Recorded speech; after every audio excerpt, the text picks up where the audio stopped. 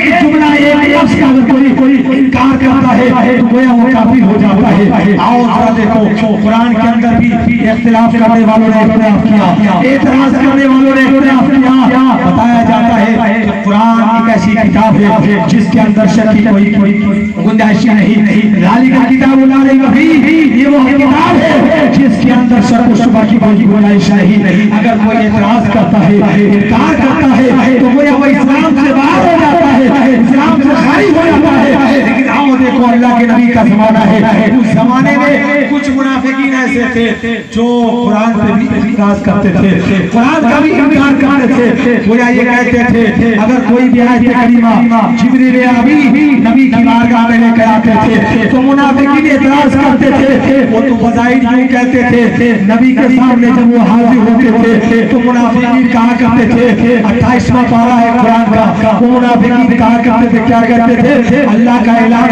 ہے انک لرسول اللہ, بے شک آپ اللہ کے رسول ہیں. لیکن وہی منافقین پہلے پارے کے اندر بتایا جاتا ہے, لیکن وہی منافقین جب وہ اپنے گروہ والوں کے ساتھ جاتا تھا, منافقوں کے ساتھ جاتا تھا, اپنے ماننے والوں کے پاس جب پہنچتا تھا تو کہتا تھا اے میرے ماننے والوں سنو, میں تو یوں ہی مذاق کرتا تھا, میں تو یوں ہی مذاق کرتا تھا. ارے میں تو جانتا ہوں یہ اللہ کا نبی نہیں ہے, یہ اللہ کی کتاب نہیں ہے, میں اس بات کو مانتا ہوں. یہ کس کا سوال تھا؟ منافقین کہا کرتے تھے یہ اللہ کے نبی نہیں ہے, یہ اللہ کی کتاب نہیں ہے. تو اللہ کے نبی کا اعلان ہوا, سنو اے منافقوں سنو, اگر تم مانتے ہو یہ خدا کی کتاب نہیں ہے, یہ محمد اپنی طرف سے کر کے لاتا ہے, تو تم بھی عربی نہ ہو, عرب کے رہنے والے ہو. نبی اعظم صلی اللہ علیہ وسلم نے خانہ کعبہ کی دیوار پہ 3 رات اور 3 دن تک گویا 72 گھنٹے تک اللہ کے نبی نے اس اعلان کو لٹکا دیا, چشمہ کر دیا اور کہہ دیا سنو اے منافقین,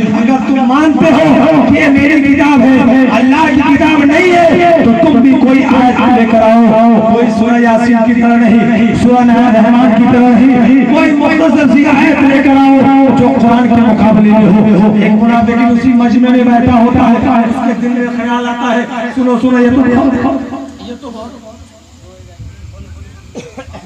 یہ تو بہت اہم سوال ہے, اس کا جواب میں دے دوں گا.